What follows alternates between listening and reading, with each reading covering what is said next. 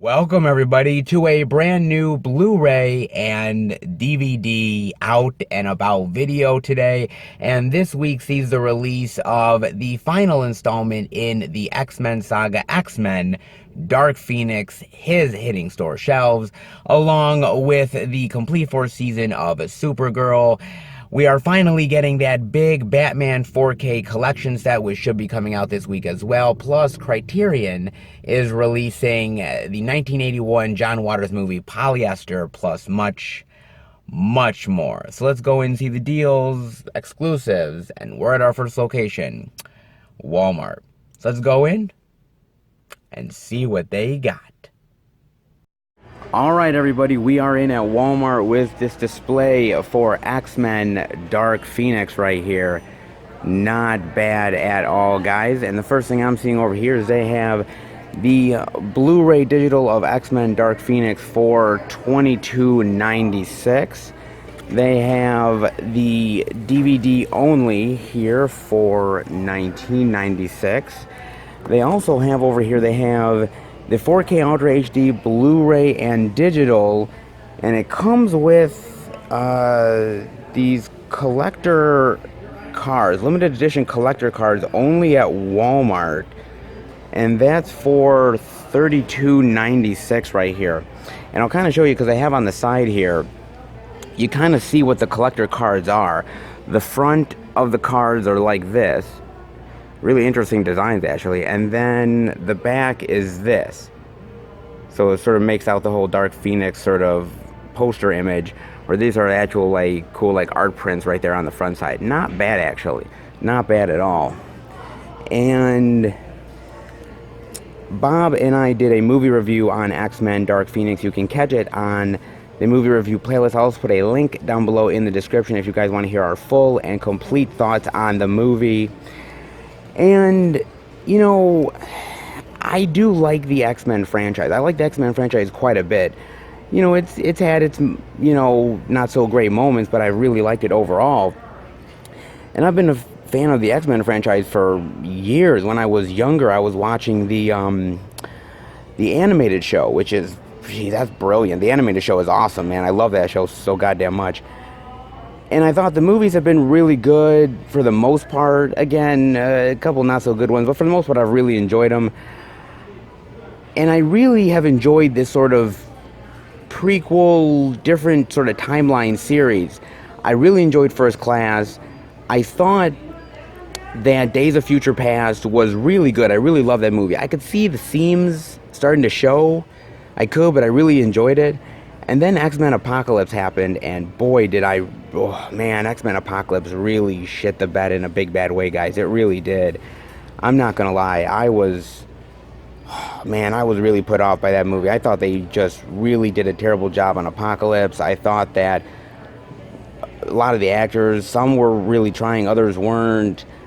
It felt like they really took a great storyline and sort of butchered it in a lot of ways. And I didn't think we were actually going to get another one after that, but we did. It took a little while to get there. The last film sort of hinted at possibly Jean Grey going dark and sort of doing the Phoenix thing, which I would actually be very interested in, because they did it in X-Men The Last Stand.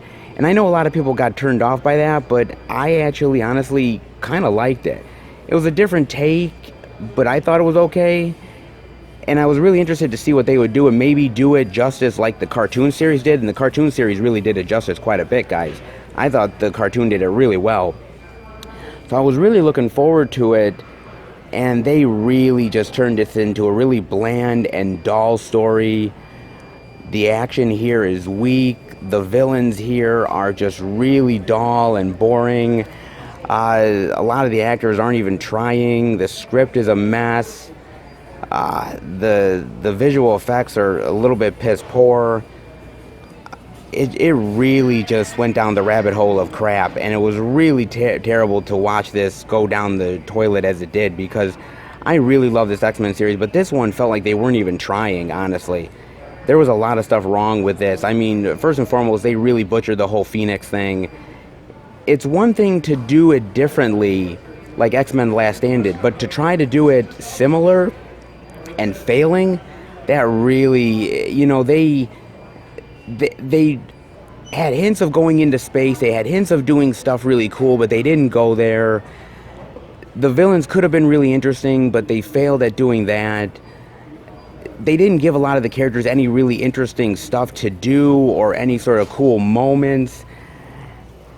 It felt very watered down, and it felt just very, just really bland and lifeless, and just it really felt like a waste of people's time who've really invested in this X-Men series, myself included.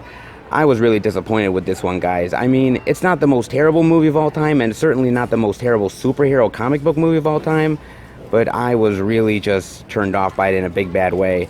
I mean, definitely let me know what you guys think of this. Is it, but I think this one is definitely on the bottom of the barrel. That's just my opinion, guys, but definitely let me know, man.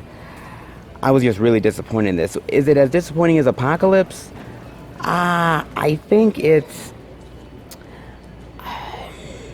I might like Apocalypse a little bit more.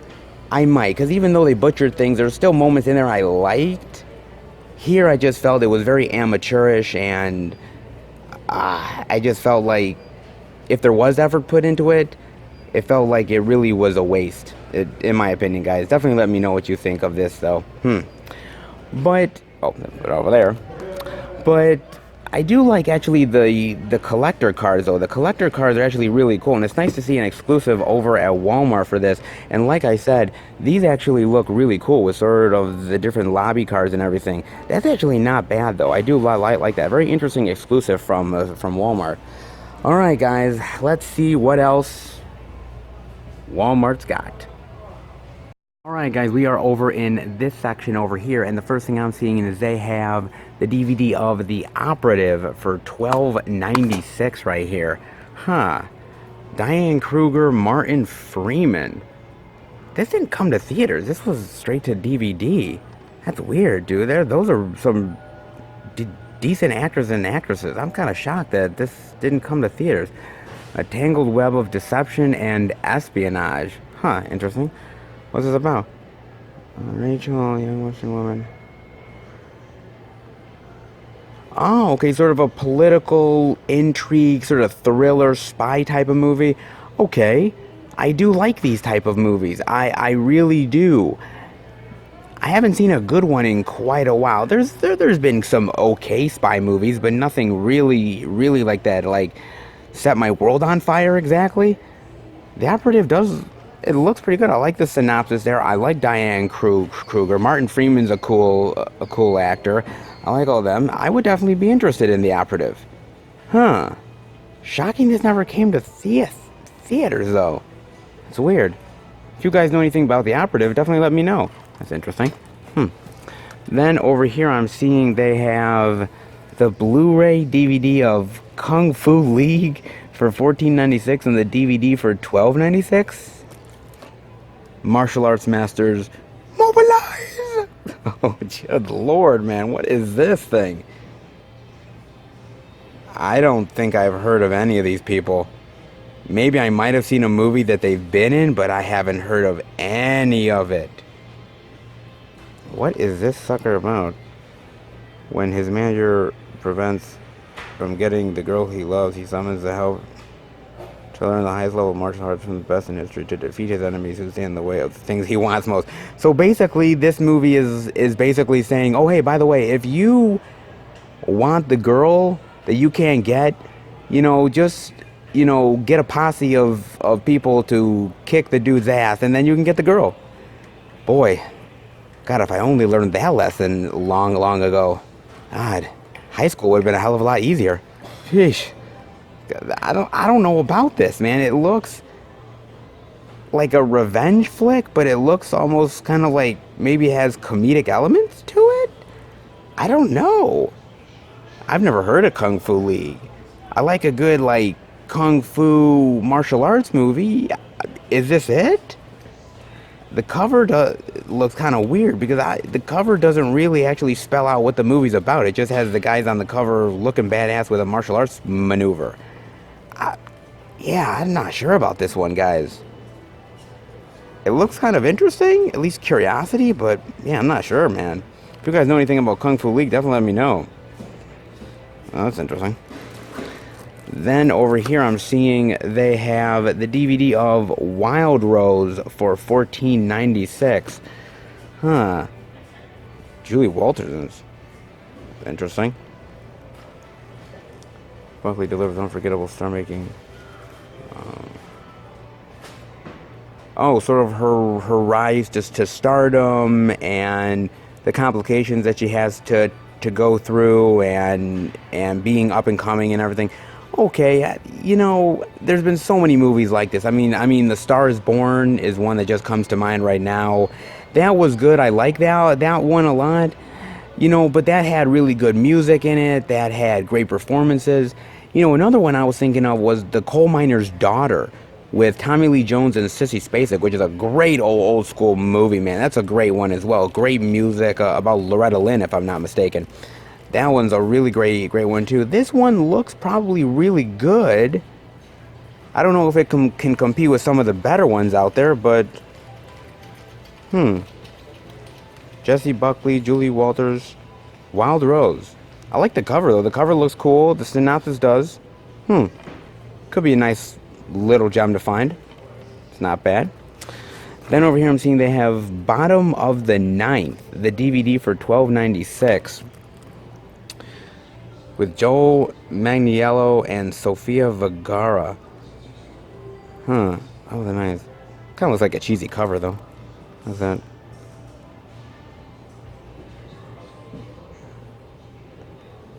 Okay, I mean he's went to prison. He's trying to revive his career and his love life and everything. I like a lot of baseball movies. I really do. I mean, Bull Durham is great. The Major League films are awesome. Field of Dreams. I mean, I like that stuff, man. But there's not a lot of there's a certain select amount of great baseball movies, and then there's a lot of not so great baseball movies. Like this kind of looks like on the bottom tier. You know what I'm saying? And the weird thing about it is that both of these people, they're married, so they're married to each other. So it's a project. They're like, hey, let's do a project. Why not we do this crappy baseball movie that, I guess is going to go straight to DVD because no one really cares. Kind of what I'm getting the vibe at. I like Joe Manganiello. I think he's actually a good actor. I liked him in Magic Mike. I think he's better than Sofia Vergara. I don't like Sofia Vergara, man. I didn't really like her on Modern Family. I've only watched a few episodes of it, but I didn't really like her in it. She did that movie, I think, with Reese Witherspoon that I really thought was annoying as shit, man. I don't really like her at all. It could be good, but I mean, I have a feeling that Baseball Chimp movie with Matt LeBlanc is probably way better than this, dude. I'm just gonna say this is not one to really watch. Unless you like baseball, then maybe it's worth it. Bottom of the ninth. Then they have the Blu-ray digital of Dead Water for $14.96 and the DVD for $12.96. Casper Van Dien and Judd Nelson. Casper Van Dien is like the king of straight-to-DVD and Blu-ray movies, man. He's on a shitload of those, dude. Damn. Terror Goes Deeper. I like the cover, though, actually. Cover looks cool. When a relaxing getaway turns deadly, a former Marine must risk his life to save his wife and best friend from a modern-day pirate. Okay. It kind of has maybe a little bit of Captain Phillips meets a horror movie type of deal. Maybe? I like Judd Nelson, man. Judd Nelson, dude, from back in the day with all of the Brat Pack stuff, and he did some horror movies back in the day which were really cool. He's actually he doesn't do a lot of work, but I really like him a lot. Casper Van Dien, I loved him in Starship Troopers, and Starship Troopers, and I'm not a huge fan of Casper Van Dien, to be honest with you guys. I'm really not. I liked him in Sleepy Hollow, but outside of that, I'm not a huge fan of Casper Van Dien. I think for me, I would watch it for Judd Nelson, who plays a really good bad guy at times, man. I hope he's the bad guy in this, because he does a great job playing the bad guy. If you guys know anything about Dead Water, definitely let me know. Then over here I'm seeing they have Dead Don't Die in Dallas for $9.96. We're all going to hell. Well, that's true. Is that a guy? It's like a guy. Okay. The Dead Don't Die in Dallas. Interesting. What is this about? A miracle pill that supposedly will cure all viral infectious diseases, turns most of humanity into zombies. Wow. I've heard that synopsis before at times. The few survivors in a small Texas town barricade split into two survivors: Bible thumpers and queer folk. Okay, interesting. I don't know how good this one is, man. It kind of almost looks like maybe a spoof comedy at times, like Dead Don't Die in Dallas. Like like, I doubt this is the sequel to The Dead Don't Die, put it that way. I kind of highly doubt that, guys.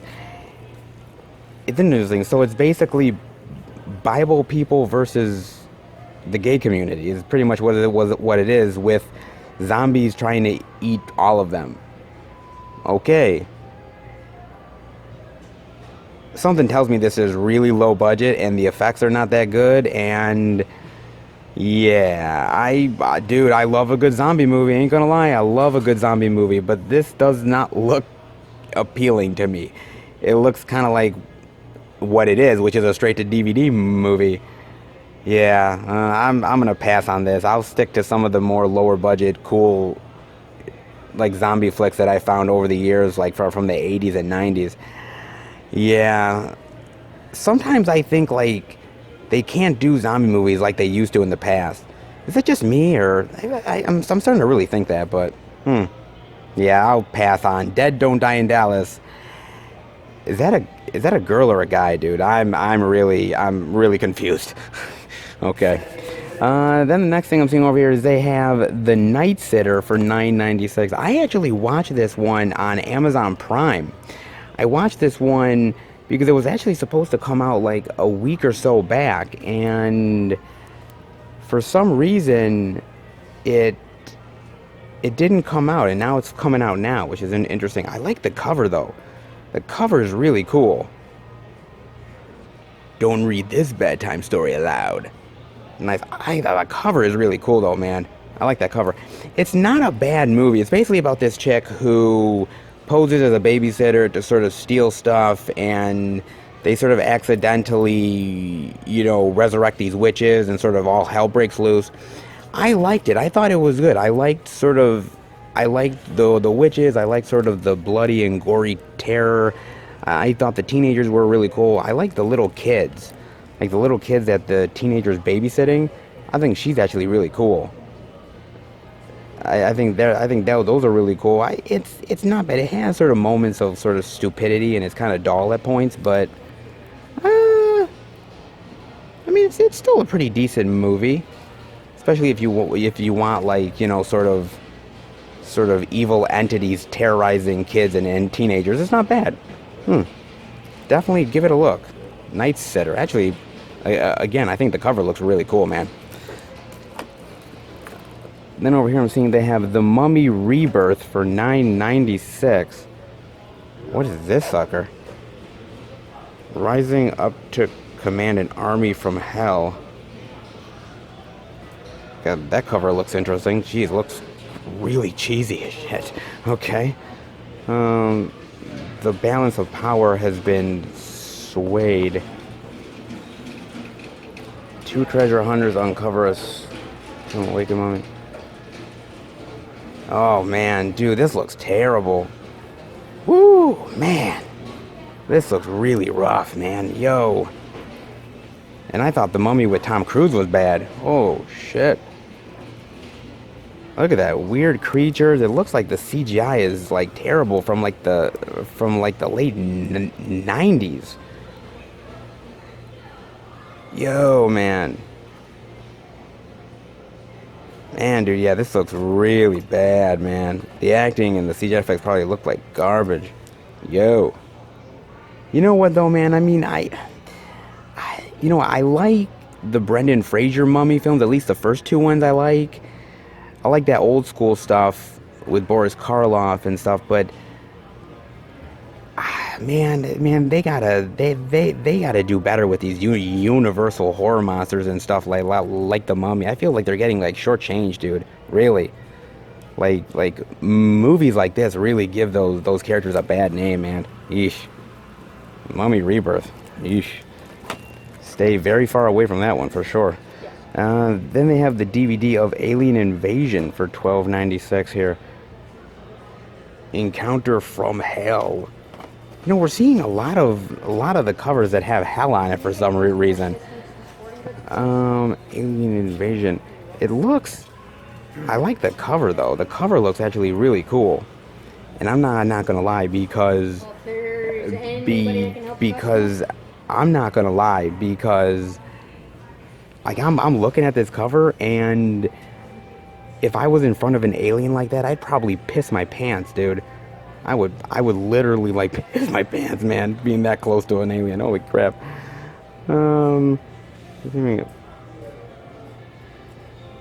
While protecting. Okay, it just looks like your basic like sci-fi horror. She's doing a story and meeting up with this guy and about aliens, and suddenly they're being attacked by aliens and yada yada yada. I like a good alien invasion movie, but it's gotta.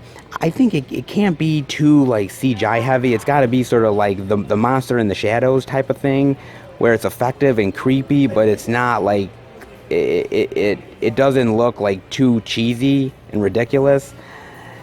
This could be it though. I mean, it looks like it's very in the shadows and very like atmospheric. It looks kind of cool. Stuff like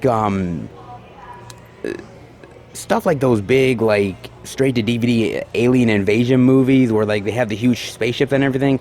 To me, those don't really work out, dude. Those don't really work. Those are like very cheesy, and only Independence Day and certain movies can really pull that off. But if you do it sort of like almost like Fire in the Sky type of alien invasion movie, then it could be really cool, like alien abduction type of stuff. Then it could be really interesting. This has the potential, probably. This could be really cool. I would definitely have to give this one a chance and look this one up. If you guys know anything about Alien Invasion, definitely let me know. Some cool, interesting, independent style movies that came out this week over at Walmart, I should say. Not half bad, guys. All right, well, let's see what else they got. All right, everybody, we're over in this section of Walmart, and the first thing I'm seeing over here is they have the complete fourth season of Supergirl on DVD for $29.96 right here. Now, I've actually started to watch the first season of Supergirl on Netflix. I've watched sort of the first few episodes, and I like it so far. I think the woman who plays Supergirl, I think she's a perfect fit for the role. I'm starting to dig some of the storylines. I'm really actually interested in seeing where it goes. But I have heard mixed opinions on Supergirl in general. Some people have said that it gets less interesting as the series goes on, and I've heard that sort of complaint with some of the CW shows in general. I mean, and I've sort of seen through some of the other trailers for other seasons of the show that they seem to change up Supergirl quite a bit. They seem to change up her outfit and some of her personality and some other things about her, sort of tried to make the show more popular and engaging to the audience. I've sort of seen some of it through trailers. I don't know if it's entirely true, but that's the vibe I'm getting. I like Supergirl as a character. She's not as popular as Superman, unfortunately, but I've always sort of liked the character, and it seems like this is an interesting show. I mean, I've heard that it's sort of waning in popularity, and I've heard that they've had to do a lot of stuff to try to really invigorate the series, like putting Lex Luthor in there. I believe Superman makes an appearance at certain points as well to sort of really engage the audience. It's kind of tough because Supergirl was not originally on the CW. I believe she was on a different network, if I'm not mistaken, and Then she went over to the CW, so they had to try to sort of fix it around the whole other CW shows. Is it the weakest of all the CW shows? I honestly don't know. You guys will have to let me know about that one. But I do like so far what I'm seeing from the first season. Of course, I've got a while to go before I actually catch up to like the actual show itself, but I wanted to get into it because that was the one character I thought I would be really interested in, so I might as well have gone for it. Should I continue, or is it a waste of time? Definitely let me know what you guys think of Supergirl. I do like the cover, though. The cover's really cool with like her costume there. Of course, from what I gather, many iterations of the costume. Somehow they can't lock down the costume exactly, but that's just what I'm getting. Definitely let me know what your thoughts are on Supergirl, though. Then over here, I'm seeing they have the complete series of Friends for $59.96. Now, we actually showed off the individual seasons for the 25th anniversary over at Target, and now Walmart has this complete series set, which actually kind of looks really cool, man. I like that. That looks really nice. I like that box set quite a bit. Let me see if I can turn it over a little bit here. Yeah, that's not bad at all. That looks really cool. Huh. Nice. I have to honestly admit, and you know, if you've been keeping up with the Out and About videos, you kind of know if you saw the one with the Friends series stuff over at Target.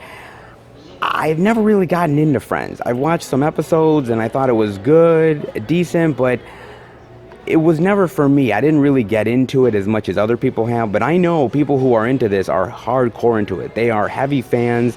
They buy the merchandise. They watch the shows on Netflix. They're huge into it. And I can see why. You know, there's certain shows that I'm into that I love regardless of what people think. Friends is hugely popular, and Friends has actually grown in popularity over the years more than it did even when it first came out. But you know, even though I don't really like the show, I get the fandom. I understand why people like it. The characters are infectious. They're fun. You get to know them. You like hanging out with them. I get it. It's cool. The actors do a great job with the roles, and they were all made famous by this. And they've all gone on to different stages of their career, but it's Friends that definitely was the tipping off point for their careers for sure, guys. But it's a really nice box set, man. And if you don't own any of the seasons, this is not a bad one to pick up. Definitely let me know what your thoughts on Friends are, guys. Very interesting. Huge box set, man. But if you're a fan, definitely well worth it.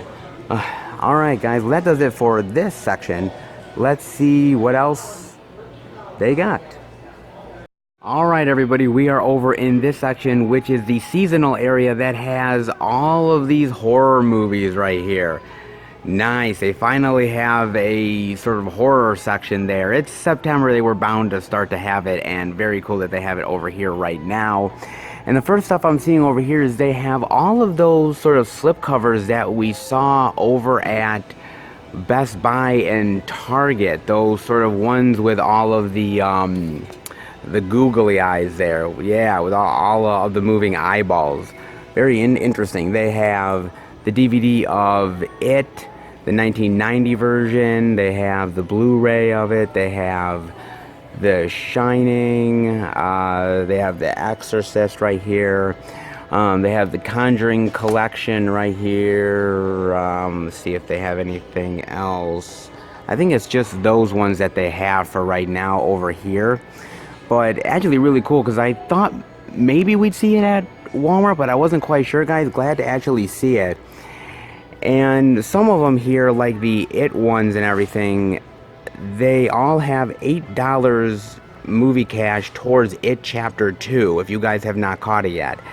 Now, keep a lookout on the channel, because we will be putting out our It Chapter 2 review that we did. We've kind of been holding back because it's a spoiler review, so we didn't want to ruin the experience for you guys. So, yes, we did do a review for it. We did not forget about the movie, and it'll definitely be on the channel very soon. Keep a lookout for it. Did it match up to the expectations we were hoping for? Did it match up to It, the miniseries? Well, You'll have to wait to hear our thoughts, but it's a really cool review, and we did a skit at the beginning with sort of our friend dressed up as Pennywise, which is really nice. So, yeah, keep a lookout for that one, guys. Then, over here, I'm seeing they have the DVD of the Rob Zombie 3-disc collector set of House of a Thousand Corpses and The Devil's Rejects for $9.96. Now, I love House of a Thousand Corpses and The Devil's Rejects. I think they're really great horror movies. Very different horror movies. One's very psychedelic. The other is very like a 70s gritty horror film. I like them both, and I think they're actually two of Rob Zombie's best movies. If I had to say which one I like better, it would probably be The Devil's Rejects, but I still really like both of these ones a lot. Now, I'll also let you guys know that John, Bob, and I went to go see the Fathom event screening for 3 from Hell. We went to see it, and we will be putting a spoiler review for 3 from Hell up on the channel very soon. I was anticipating 3 from Hell. I really honestly was. And I was hesitant also because I really love these two ones and I didn't want them to screw it up. Because honest to God, Rob Zombie's not always the greatest filmmaker. I'm not going to sit here and lie to you guys. I like a couple of his things, but he's done a lot of misfires for me instead of actually like a lot of hits.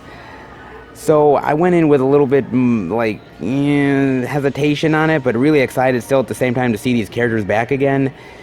Did it deliver? Well, definitely look on the channel soon for our 3 from Hell thoughts.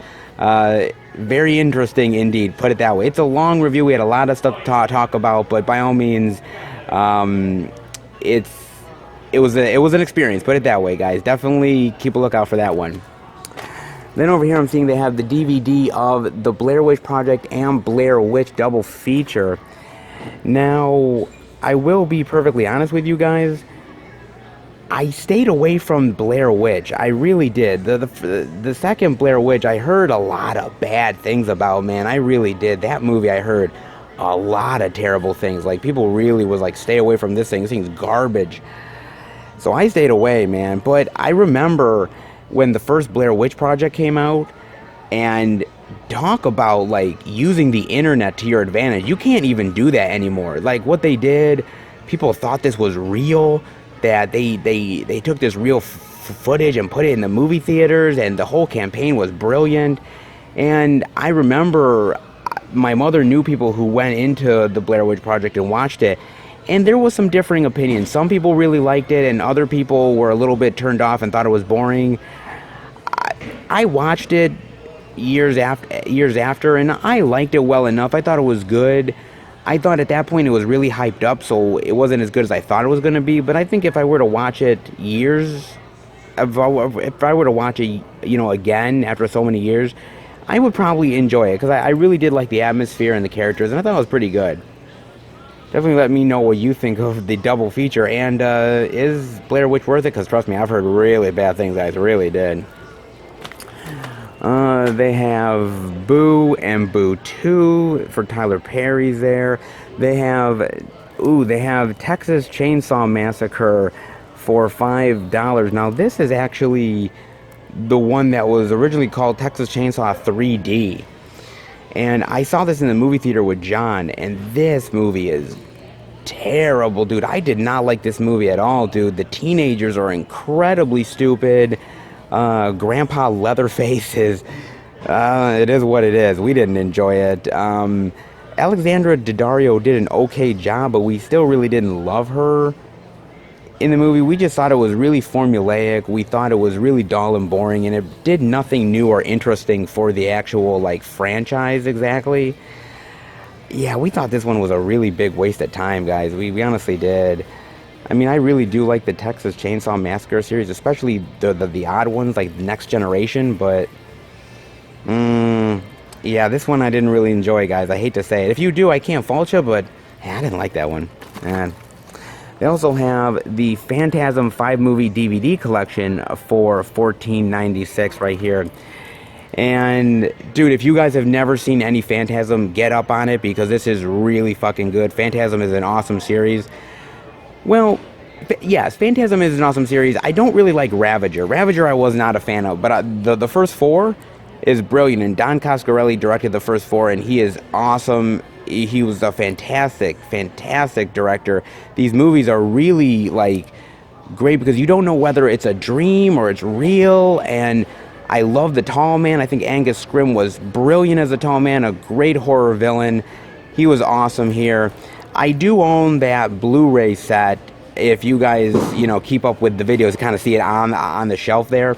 I have that, and I really do like that version a lot. I know there's another Phantasm version coming out of the series with, like, it's like one with, like, the ball and everything, which looks really cool, but I already have the edition I like, so I don't know if I would pick it up. But if you guys are curious about the Phantasm series, or if you've never seen it, but by the way, please do, because I think you guys would really like it.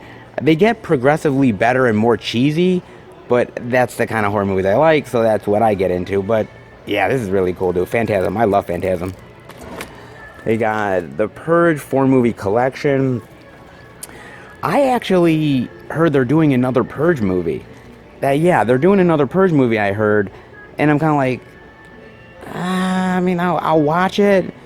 Because I've watched all the other Purge movies in the theater, but is it worth it to do another one? I mean, they're the same movie technically over and over again, just slightly different, but I like the Purge movies. I'm not in love with them, but I like them well enough. I just want them to do something new and interesting. I know they have that Purge TV show, which is, I've seen some of it, which is pretty cool, but I don't know. I mean, there's only so much you can do with this series. They have to do something really interesting and unique, and maybe they will, but kind of doubt it. Then over here they have Halloween, the original John Carpenter Halloween, for $5. They also have this double feature glow-in-the-dark Halloween 2 and 3 double feature for $8.96. And by the way, a lot of these ones come with $5 movie credit towards Vudu, as you can see. So if you use this streaming stuff, they do have that stuff here as well. That's not bad, actually. I think we've seen this in the past, this type of one. That's not bad at all. I honestly, I really love Halloween. It's a goddamn classic. Halloween 2 is great. Halloween 3, if it wasn't called Halloween 3, I would be into it. I honestly would, but it's called Halloween 3, and it has really nothing to do with the franchise. But it's still a really good movie, man. Just wish it wasn't called Halloween 3. It's its own thing, but it's a really great thing, and Tom Atkins is badass in it. Definitely check that out. But I was really pissed with the new Halloween series that they got rid of the timeline for Halloween 2. I know they didn't want the whole Michael Myers, Jamie Lee sister thing, but I wish they did because it was so good, man. I wish they would have kept it, but unfortunately they ditched that, and they ditched the whole sister brother angle, which I thought was really cool. But I own Halloween 2 already, so I mean I can always go back and watch it. But I know they're doing the new ones next year. I just don't know what they're gonna do with it exactly. I mean, I hope they do something cool with Michael Myers again, but, the Halloween series has kind of been beaten to a bloody pulp at times, so I'm hoping, again, that if they do something cool, they do, they really sort of put an end to Michael Myers for good. But then again, with a lot of these horror villains, there's really no end in sight, you know what I'm saying? But you can go back and check out the old school Halloween films, which is just as good as the newer stuff, believe it. Then they have the Blu-ray DVD digital of A Quiet Place. They have a slipcover there, all of that same stuff here. They have Misery, the DVD, for $5 here, with some cool art. That's really cool, man. I like that. With the sledgehammer. Eesh. Boy, that scene still gets me to this day. Jesus Christ, man. I saw the trailer for the next season of Castle Rock, and one of the chicks in it is playing Annie Wilkes, who basically was made famous by Kathy Bates here. And I saw the trailer for it, and I was like, oh, that's interesting. They're doing sort of Misery on Castle Rock next season. I really love Misery. It's a great movie. It's a great book. Kathy Bates is great. I don't know what they're exactly going to do with Annie Wilkes on Castle Rock, but it could be cool. I mean, definitely let me know what you think of Misery, and what you think of Castle Rock using Annie Wilkes. I'm kind of interested in checking it out. Then they have over here, they have Jeepers Creepers 1 and 2 for $5. I actually own the Scream Factory editions of Jeepers Creepers 1 and 2. If you don't, or if you've never heard about it, definitely check it out. I like Jeepers Creepers. He's a cool, like, horror icon, which only has 3 movies, but I like the Creeper. I think he's a cool horror villain. I like how he sort of terrorizes his victims and sort of, like, skins them. I like all that stuff. That's really cool. I do like it. I wish they would do more movies. I like Jeepers Creepers 3. I'm not in love with Creepers 3 though. I think Creepers 1 and 2 is better. I mean, but he's a great icon that deserves more movies, I think. I hope they make a 4th one. I was talking to the guy who plays Jeepers Creepers at a horror convention, I think like last year or so, and he told me that he's hoping that Jeepers Creepers 4 happens. It made enough money where they feel like they could make a 4th one. So hopefully they do. I do really like this series. They have that Child's Play exclusive coloring book inside there. We've seen this one before as well. They have all these really cool ones. They have the Wolfman Complete Legacy Collection. They have the Creature from the Black Lagoon Complete Legacy Collection, the Frankenstein Legacy Collection, and the Dracula Legacy Collection. Really great legacy collections here, guys. I have that big, like Universal Horror Monster set, which is really great. I love these old school Universal horror stuff. And actually, I grew up with all these movies because my mother is a huge Universal horror movies fan. She loves this stuff, dude. It's in her blood, dude. She loves this stuff so much, man. Her favorite is Frankenstein. She loves Frankenstein, dude. And these are awesome movies. And there's so much in these sets, dude. You get so much stuff here, man. Look at all the movies you get, dude. I love this stuff, man. Oh, man. I don't know which is actually my favorite. I love them all, to be honest with you. I think they're really cool. God, there's so many really great movies here, man. I know they came out a while back with another, like, big Universal set that had a lot of them in it, even more stuff than the set that I have. But, guys, if you have never watched any of the Universal Horror Monsters sets, definitely do it. I know it's black and white and it's old school, and maybe some of you guys are not really a fan of that, but give it a chance, please, guys. You won't regret it. I love it, but that's what I grew up on for sure. God, these are really cool, man. Some of them come with slipcovers, some of them not, but really cool, man. They've got Edward Scissorhands. They've got Joyride 1, 2, and 3. I actually love the first Joyride, but I've never seen 2 and 3. Quite honestly, I think all you really need to do is watch the first one, to be honest with you. But I like the first one. I like Paul Walker in it. I like sort of the bad guy. It felt to me like an updated version of Duel is what it felt like. And I really like Duel a lot. So that was really cool. 2 and 3 I heard are not so good though, but that's what I've heard. Ma, Us, Wrong Turn 1 through 6. God, man. I know I saw the first Wrong Turn. And I think I've seen the second one, but outside of that, I haven't seen the other ones, man. And I know they're doing another Wrong Turn movie, I think. God, man, they're beating this one to death. I mean, there's certain franchises that should just end, and I think Wrong Turn is one of them. It's one of those series where you watch the first movie, and everything else is just the same thing. I like the first movie. I like Eliza Dushku in it, but did they really need 6 of them? And yet they're filming another one. Good Lord. The Goonies one, which is cool. I know they're coming out with a 4K of Gremlins. I wish they do it for Gremlins too, but Goonies as well. Psycho, which is a great Alfred Hitchcock movie, man. That is awesome. My favorite Alfred Hitchcock movie of all time. I love this movie, man. Anthony Perkins is awesome. And Norman Bates, man, one of the best horror villains. I love that dude. Evil Dead, and Evil Dead 2, Final Destination, 5-film collection. I like the first one, and I like the second one. After that, I'm not really a big fan of it, guys. I think they'll reboot it down the line, but that kind of scares me. I still love that first one. I think Devin Sawa was awesome in it. Not bad stuff here, man. A lot of really cool horror stuff here over at Walmart. Not bad at all. All right, let's head out. Not bad releases over here at Walmart this week, guys. I mean, there wasn't a lot that got released this week, so this is actually one of the slower release weeks compared to all of the craziness that we've been having as of late. But there was a lot to show off here. They had a lot of independent releases. They had some of the TV stuff. They had the whole like horror section as well, which was really interesting and cool. Finally glad to have that.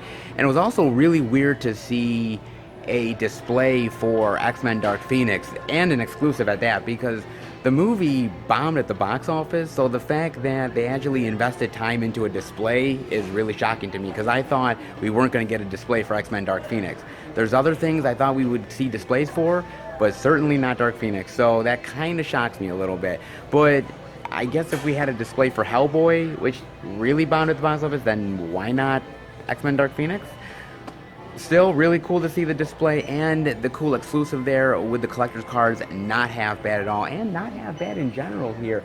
More than I thought we were going to see for sure, guys. Alright, I hope you enjoyed Walmart. Let's head to the second location and see what they got. Alright, everybody, we are at our second location, Target. I am a little unsure what we're actually going to find here, guys, truth be told, because I did not expect all of the selection that we found over at Walmart. Now, some of them was, Halloween displays and independent titles. This is a little bit slower of a release week than what we've been having as of late. So, sometimes with Walmart, they have other incentive stuff. Like, they have cool, little sections for horror titles, and they have the independent releases, and they have stuff that makes up for sometimes the lack of selection. But I don't know how Target's going to be. Will we see an exclusive for Dark Phoenix? Will we see more selection than maybe we thought we'd see? Maybe surprise titles. I honestly don't know, man. Again, it's always a gamble. Usually if there's a plentiful sort of release week, we know we're going to get a lot. But this week, I'm a little unsure. So I guess let's head into Target and find out. Alright, everybody, we are in at Target here, and the first thing I'm seeing is they have the 4K Ultra HD Blu-ray and digital of X-Men Dark Phoenix for $29.99. They have the Blu-ray and digital for $22.99, the DVD only for $19.99, and they also have a 4K Ultra HD Blu-ray and digital only at Target exclusive packaging for $32.99 here. So this actually has exclusive slipcover right here, only at Target. Very interesting. So it's exclusive cover art. Here's on the back side here. Interesting. They have that, and there's a exclusive poster on the inside, which kind of looks like that. I'll kind of get a little bit close up. Huh. That's interesting. So it's not really anything like a steelbook or like a booklet inside. It's just more of like different slipcover and a poster. That's really interesting. Target usually does either like an exclusive steelbook, or they do some sort of 48-page booklet inside. So this is something slightly newer for Target. Not bad. We saw those lobby cards or those sort of collectible cards for Walmart, and now this for Target. Not bad, actually. Huh. Not bad at all. Not bad for all you sort of lovers of slipcovers and exclusive slipcovers at that. Not bad at all. Now, what's really interesting to me about this movie is how much of a mess it turned out to be. I mean, really, you have this movie directed by Simon Kinberg, right? Now, Simon Kinberg has written some of the X-Men movies, but this is his first time ever directing a movie. Why in God's name would you have a first-time filmmaker directing this movie? I mean, with all of the special effects and everything that goes along with it, why in the world would you actually have him do that? You need somebody who's good at directing, who knows how to direct the actors, who knows, how to get around the special effects and the filmmaking aspects of it, and he was a first-time filmmaker. Why?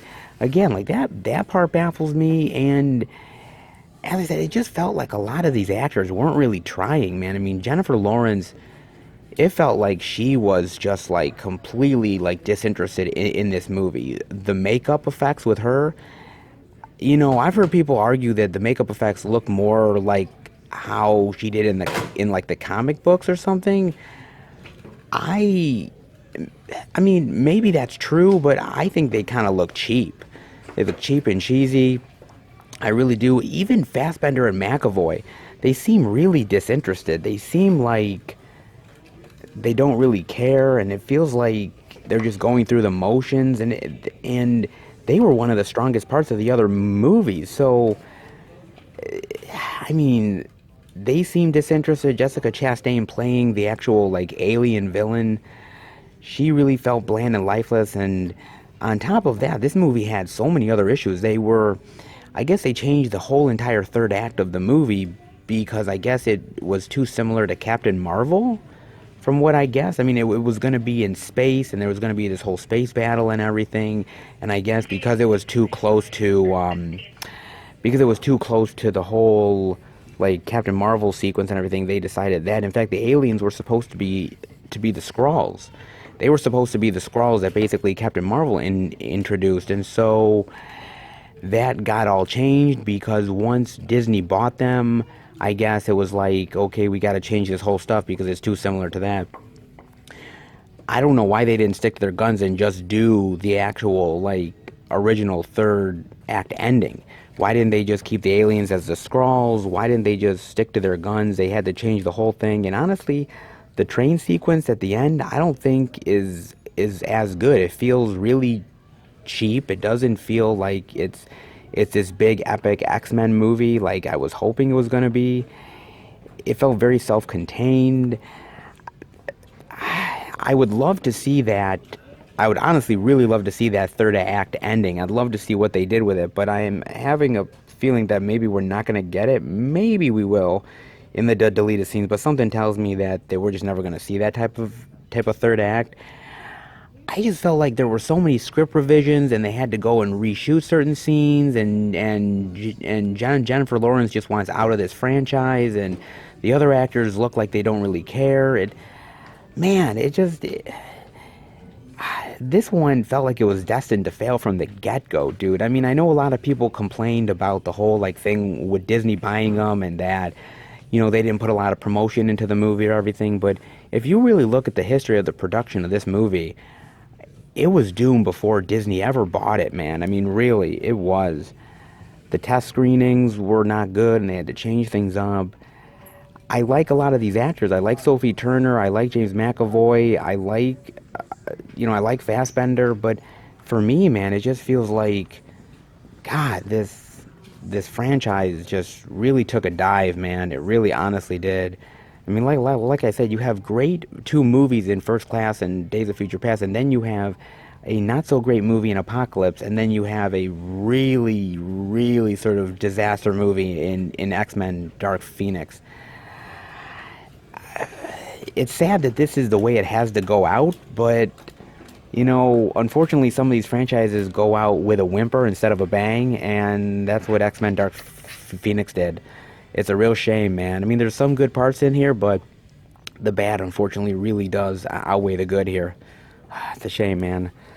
Well, shame on this one. But I still do like the X-Men franchise regardless. But I think they did the whole Dark Phoenix stuff way better in the cartoon stuff. That was way better service than here. If they ever do the whole Dark Phoenix stuff again, they really have to do a multi-part series. They really have to do a multi-part series, and they really have to somehow do more than one movie, because it feels like they're just truncating the storyline, and it feels like they're just cheapening it. It's the same with Apocalypse. It felt like they were really cheapening the story. When you have an epic thing like Apocalypse or Dark Phoenix, you really just want them to take their time with it. And when it's rushed, it feels lessened and cheapened, and doesn't feel like you're getting your money's worth as a fan. At least I think so. Definitely let me know what you guys think. Other than that, that's all I'm seeing over in this section, guys. Let's see if there's anything else. Alright, now we're over in this section over here, and they do have that complete series Friends DVD set for $54.99. Now, it's really interesting. So they have this for $54.99, but if you remember a few weeks back, I showed you guys that they had this display over here for the 25th anniversary of Friends, and they have all of the seasons from the first season all the way to the 10th season, and they all are for $10 each. So if you think about it, you have all of these seasons here for $10, right? So each season is $10. But if you go over here, this is $54.99. So you're paying $10 a piece for those DVDs over there when you could just get the complete series over here for $54.99. It's actually a little bit better and a little bit cheaper for you guys and your wallet. So if you haven't picked up the Friends stuff yet, I would just probably get the box set here because, again, you're saving money. Instead of paying $10 each over there, you're getting all of it for slightly over $50. So you're getting the better deal here as well. I don't know whether this comes with all of the special features or not. I'm assuming, yeah, it comes with commentary and gag reels and a collectible episode guide as well, video guest book. So it does come with a lot of the same features and everything as the other stuff does. Why not save your money and get this, actually? Like I said, I'm not a fan of Friends, but if you guys are and looking for a good deal, then get these over the individual sets because you're saving money, and anytime you can save money, not a bad thing, right? All right, well, that does it for this section. Much better deal than those for sure, guys. All right, let's see if they got anything else. All right, guys, we're over in this area of Target, and they have what looks like this small display that's possibly promoting Rambo: The Last Blood. They've got the Blu-ray digital of the previous Rambo movie for $5. They've got Rambo 3 for $7.50. They've got Rambo First Blood Part 2 for $7.50. They've got the Blu-ray of the first Rambo movie for $7.50. They've got the Blu-ray DVD digital of Escape Plan for $7.50, and they've got the Blu-ray DVD and digital of the first Expendables for $5. And it's kind of interesting because when the manager of the electronics department was putting this display up, he was talking to me and he said, "This is the most piss poor promotional display he has ever seen," because he's like, there is no like signage for Rambo: The Last Blood. None of these copies of any of the Blu-rays have any like $8 movie cash or anything in there whatsoever.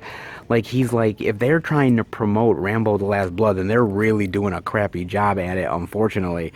So I think they just put this stand up here to promote Stallone. Maybe? It's kind of what I'm getting at, which is like, how weird is it that they have a display that's not even promoting your movie? Because the actual like manager was telling me that the studios actually rent out this space, like this space, and we've seen previous like displays for like Pet Cemetery or It Chapter 2 and everything. The studios rent this space out from Target in order to put a display up that's going to promote the movie. So they're possibly promoting Rambo, but they're not doing a hell of a good job at it, which is really weird, man. Talk about studios not getting promotions right, but whatever. I mean, I have to admit, I do really love Stallone. I mean, Stallone, see, the thing about Stallone is, I don't know if he's as popular as Schwarzenegger. He's done a lot of really great movies, and there's some movies that you just sort of scratch your head at, like, why did he do them? I mean, I thought the first Expendables was great. Well, not great, but decent. I thought it was decent, and the sequels were sort of lesser, I thought. Not as good. I mean, but Stallone was great, and I think Stallone might have directed this movie, if I'm not mistaken. Like I said, he did a good job with what he did in the movie. I thought it was a really great concept. I think this movie did it better than the sequels did. He did a good job in here. Escape Plan, right? The first escape plan is great. I thought him and Schwarzenegger together, fucking awesome, dude. I thought this was great dynamic. I like the prison stuff. I like Jim Caviezel in here, sort of, being the evil like prison warden. I like the team up. I thought he was good in this. The sequels, not so much. I felt they weren't as good, and you sort of scratch your head like, why would you make these sort of not that great sequels when you could have waited and maybe had gotten Schwarzenegger back and done something really cool? You never know. I mean, First Blood. First Blood is phenomenal. Dude, First Blood is great, dude. It's not even like, it's not even an action movie more as it is just sort of like a coming back home from war drama. Really just fantastic fucking movie, man. He was awesome in this. Really great dramatic turn from Stallone. When you get into part 2 and part 3, that's when you get into really the over-the-top 80s ridiculous action stuff. I think they did it better in First Blood Part 2 than they did in Rambo 3. I just felt I liked sort of the war aspect to Part 2. I believe this movie was written by James Cameron, so I believe he actually wrote it. So, I mean, he was very cognizant of the character and of the war aspect to it. I really like this one a lot more than I actually like Rambo 3. I don't hate Rambo 3, but out of the whole Rambo series, it's kind of the more ridiculous one of the two and way over the top, man. I mean, if you ever saw like Hot Shots, I believe like Part 2, like they basically were like riffing on this thing big time, man. Really were, dude. Big time they were riffing on this one. And even like the last Rambo movie, which was really awesome, dude. I mean, when he's in Burma killing those people and with the turret gun just mowing them down and guts going everywhere, he really is one awesome as hell sort of character in here and sort of badass. And I really love the last Rambo movie, and I felt like that's a great way to leave the character. So I'm nervous about Last Blood. I'm hoping it's really good. I know he's going up against the Mexican cartel. I just want it to be a really great sort of kick-ass Rambo movie. Not over the top ridiculous, but really badass and really dramatic. And I'm hoping he does it. I think Stallone is very understanding of his characters now and really careful and not to do something that's going to hurt the legacy. So I'm hoping this is that, dude. But definitely let me know what you think of the Rambo movies, what you think of some of the other Stallone titles, and what you think of Stallone in general. But this is just a really weird sort of promotional display, which has nothing on it whatsoever for The Last Blood, has no movie cash whatsoever. It's just basically Stallone, and that's it. If you didn't know that this was a display for The Last Blood, you just passed by this thing thinking like, wow, Target has a really great love affair with Stallone. Whatever, though, it's the studio space to do what they want, and this is what they did with it. All right, let's see what else they got. All right, guys, and we're over in this display area, and they have these DVDs of some of the DreamWorks movies, and it comes with $8 movie ticket towards Abominable. Now, this display is a little bit better than the Rambo The Last Blood display because it's actually showing that it's promoting Abominable. It has the $8 movie cash for Abominable, so they're actually doing their job as a studio, unlike the studio that's releasing Rambo The Last Blood. At least somebody's doing their job. But yeah, you have Spirit Stallion of the Cimarron for $7.50. You have the first Shrek movie for $5. Home for $7.50. Rise of the Guardians for $7.50 as well, I believe. Yeah, $7.50 as well. And Madagascar for $5 here. Now, I think I've seen Spirit, but it's been so long since I have. I barely remember the movie, man. I barely do. Yeah, I'm not really even sure I remember much of the movie anymore. I remember I liked it, but I didn't love it. Huh. Yeah, man, it's been so long since I've seen Spirit, man. I haven't seen that one in a long time. Let me know if it's as good as I remember or if it's not good. God, it's been so long since I've ever seen that one. The first Shrek, however, I do remember, and Shrek, man, is so great, dude.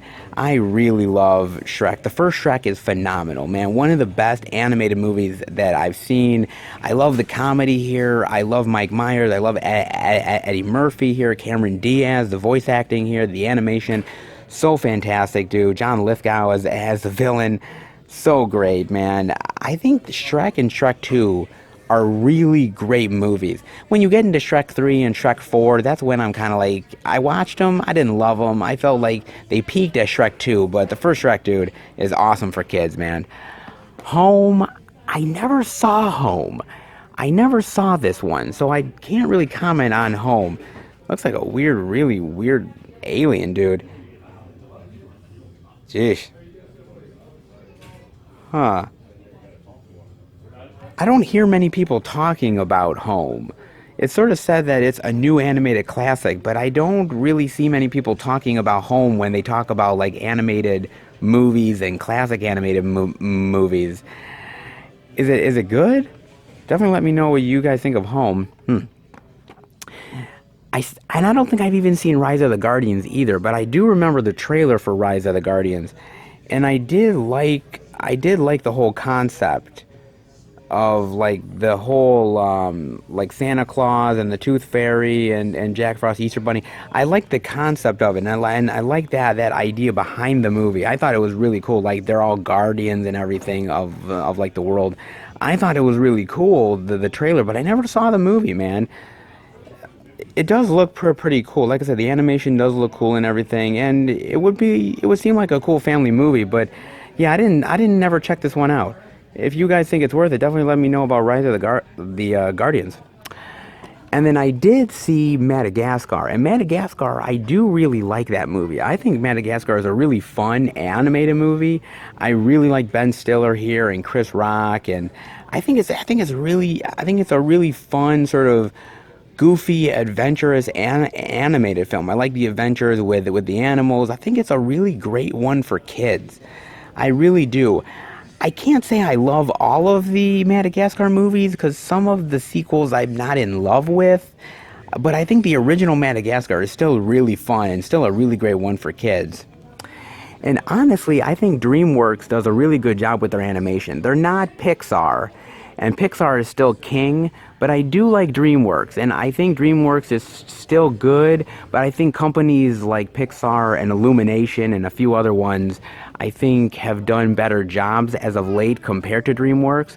But definitely let me know what you guys think of DreamWorks, what you think of these animated movies, and if you're interested in Abominable, because I saw the trailer for Abominable, and it doesn't look bad. Sort of like a girl and her pet Yeti, which, okay, I mean, I guess Yetis can be cute and cuddly and adorable too.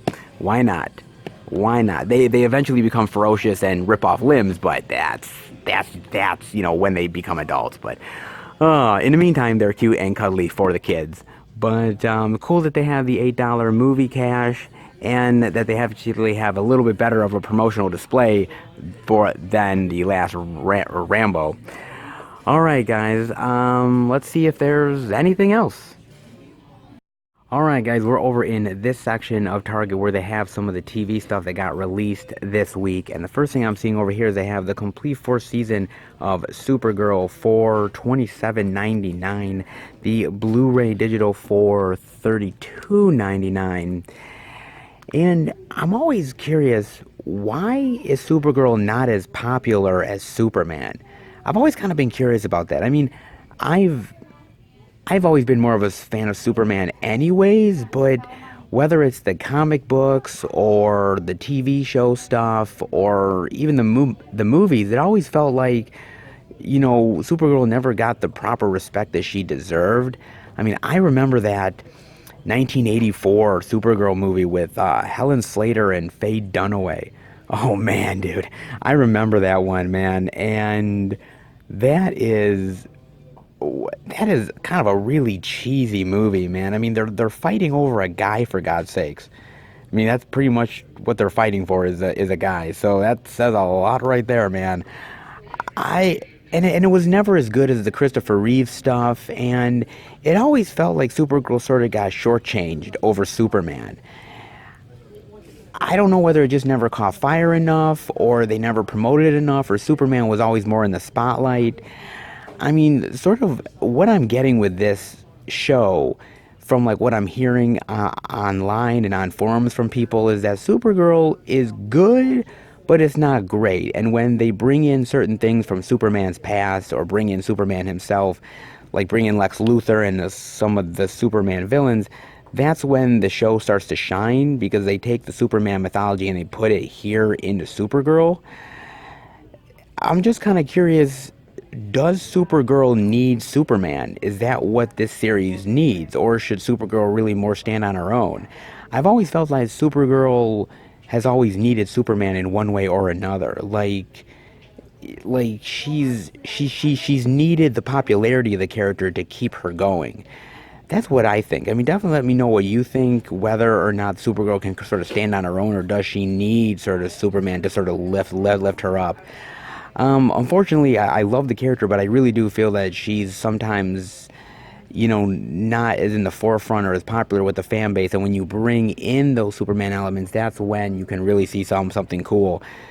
It's unfortunate they have to do that, but I think that's how Supergirl gets more exposure. I mean, definitely let me know what you think, guys. Then over here I'm seeing they have the complete 10th season of Modern Family for...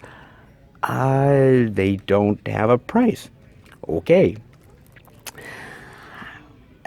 I've only seen a few episodes of Modern Family, and it looks good, and I've enjoyed what I watched, but I also thought it felt very sort of cheesy and cornball, and didn't really feel like something I would watch nowadays. I mean, like I said, I gave it a little bit of a chance, and some of the actors and characters I really don't like. Like I said, I don't like Sofia Vergara. I don't think she's good at all.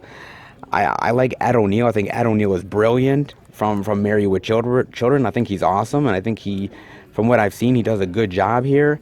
And a lot of the other actors do a pretty decent job as well. I just, my sort of TV watching, see, back in the day with my mother and father when I was a kid, I would watch things like Family Matters and the Roseanne Show and the Cosby stuff, and I would watch that because I liked sort of comedy at that point, comedy TV shows.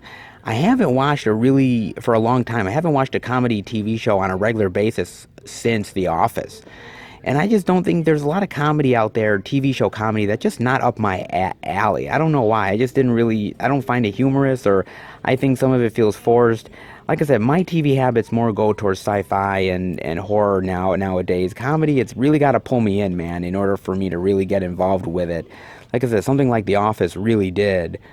But that's my type of humor. It's good, and it's got a huge fan base, and rightfully so, but it's something I never really got into, guys. I mean, maybe I should have watched more episodes, but I only watched a few, and it was good, but it was nothing I could really sink my teeth into. I mean, definitely let me know what you think of Modern Family.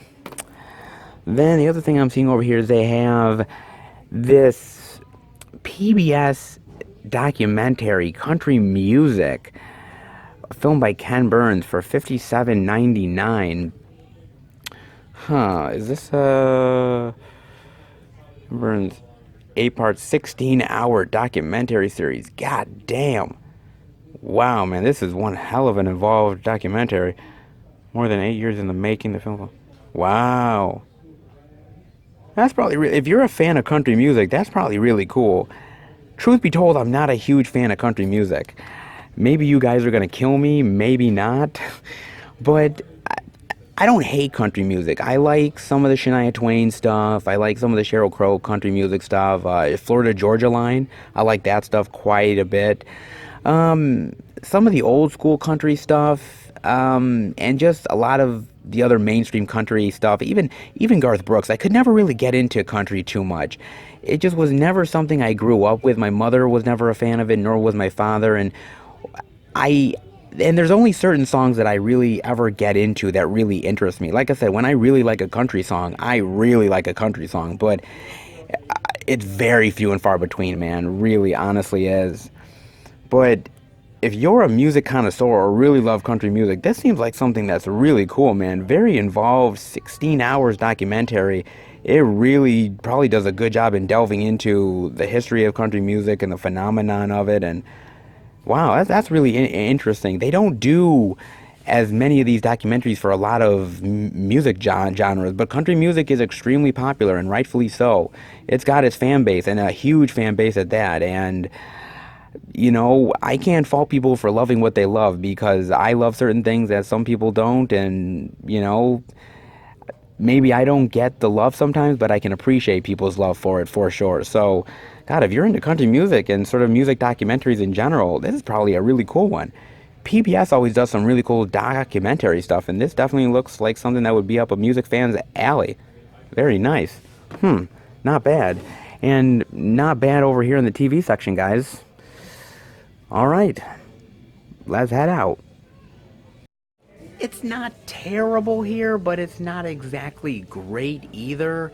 I kind of feel like with slow release weeks, there's certain stores that tend to suffer, and Target is one of them. I mean, we got the new releases, we got the TV show stuff, we got a couple of interesting sort of small displays for Abominable and Rambo, so there is stuff there, plus the exclusive for Dark Phoenix, which that slipcover does look pretty cool as well. So Target did have a few things to offer, which is always good. I love when they offer some stuff here that you don't see at any other store.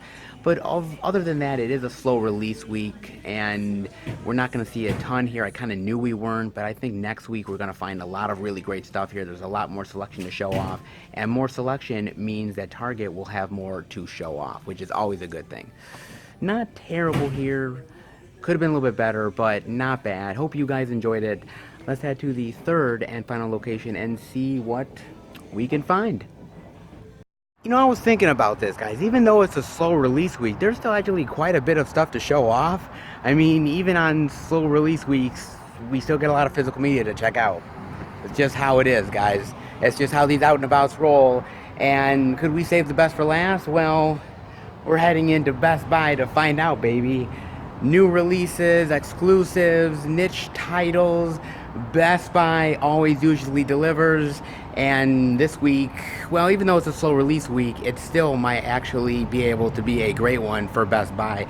They always put out some really unique and interesting stuff, so this week could be just that, guys. Well, let's head in and find out.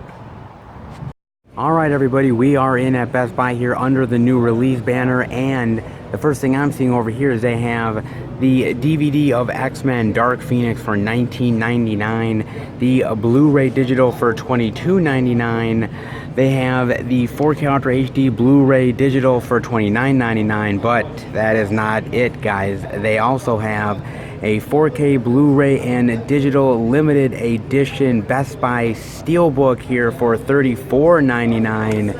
And look at this, man. This is really nice.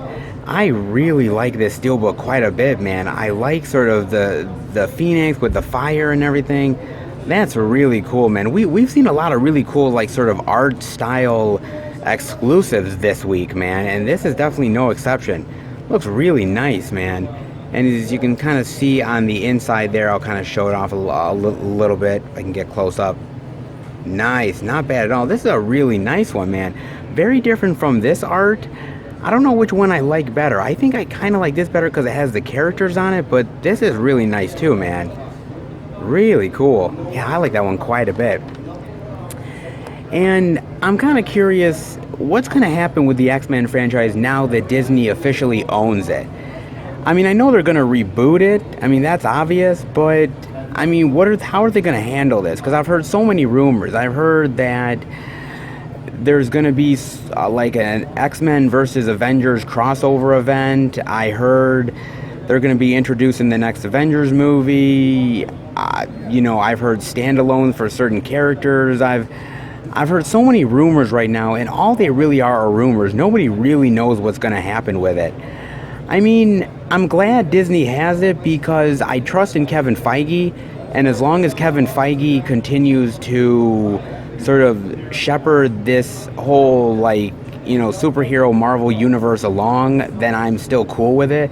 Once he leaves, I'm a little worried, but until then, I think he's going to do really great with the X-Men, because, as much as I like the Fox movies, and I do, sometimes the problem with some of the Fox movies were that some of the characters kind of got drowned out. I mean, Cyclops got the short end of the stick, Storm got the short end. There was a lot of characters that really got left to the background and not really great storylines, and I just hope that whatever Disney does with it, they're going to be careful with it, and they're going to be careful with the characters and the franchise and try to make it the best and give all the characters a chance to shine. That's what I'm hoping for. I mean, again, under Kevin Feige's direction, I think it's going to work really well. But there's also a worry with Disney, because I feel they're trying to bury these Fox movies, because there was a lot of rumors of how they wanted to bury this movie, how they changed the release date, how they screwed over the whole movie. I mean, there's been a lot of talk about that. I mean, hell, we still haven't even seen New Mutants yet. We haven't seen New Mutants at all. I mean, there's no release date announcement. There's nothing. I mean, the last time I heard anything was that there was a different cut of the movie, and basically that cut of the movie omits everything, like any reference to any X-Men movie. That's the last time I heard of it. I don't know whether it's going on the Disney Plus service or anything. I have no idea, man. That's still up in the air. And I feel like they just want to get rid of these X-Men movies, because they talked about how this movie lost over 150 million at the box office, and how they really got screwed over by this movie. And I'm looking forward to what Disney does, but at the same time, I still love a lot of those Fox X-Men movies, and I'm happy that I have them on physical media, because there might come a time when they're going to just bury those X-Men films. It's Disney. You never quite know what's going to happen, but I have a feeling they're going to do it, guys. Like I said, I'm still looking forward to the X-Men joining into this Avengers world. I don't know how they're going to do it exactly, but I'm looking forward to it. I mean, definitely let me know what you guys think, but it's exciting times, but it's also nervous because you don't know what's going to happen. So, I mean, we'll see, but it's about time that they reboot this thing, man. It really is. It feels tired, and it's time to sort of put it in new hands and see where it goes. That's sort of my take on it, man. That's my take. But there's actually quite a bit of special features here. You get deleted scenes with optional commentary. You get the making of Dark Phoenix. Wow, that's a really big documentary. Holy shit. You get how to fly your jet to space with bees, and audio commentary. Well, I'd be very interested in the audio commentary to see what their thoughts were on the movie and everything, and sort of the things that they should have done different and everything. It's a mess of a movie, but it's an interesting mess of a movie. It's certainly not the best in the X-Men franchise, and it certainly was the nail in the coffin, but, it is X-Men. Whether you like it or not, it just proves that not every superhero movie can really be all that great, you know what I'm saying? Then over here I'm seeing they have the Blu-ray digital of the complete 4th season of Supergirl for $29.99 right here, guys. And how much longer do you think that Supergirl has to go as far as it being on the air? I've heard a lot of rumors of like it's low in the ratings, and how a lot of the other audience that watches sort of The Flash or Arrow or some of these other DC shows, that they're not staying and sticking around to watch Supergirl. And I kind of feel like some of these shows are going to have to step up now that sort of Arrow is entering its final season.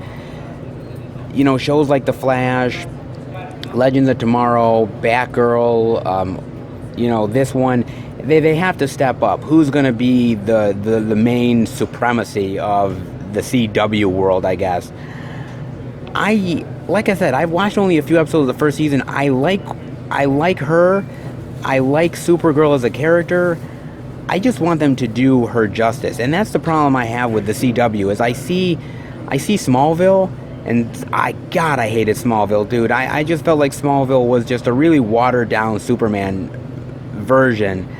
And I don't want them to water down Supergirl, you know what I mean? And that's the problem with CW. CW feels like it's more for the tween audience, and I don't want Supergirl to sort of be this sort of like lame version. I want her to really shine because I really like the character, and I just hope that she gets her chance to shine, and hopefully she has, and hopefully she'll continue to shine. I know they're getting a 5th season. I saw the trailer for the 5th season, and I thought the trailer was actually really good. I like the fact that they cast John Cryer as Lex. I thought that's a brilliant move. I think he probably, that would be the thing that would excite me for later seasons, is the fact of John Cryer being Lex. That is awesome. But you know, it looks like they're moving forward with cool ideas, and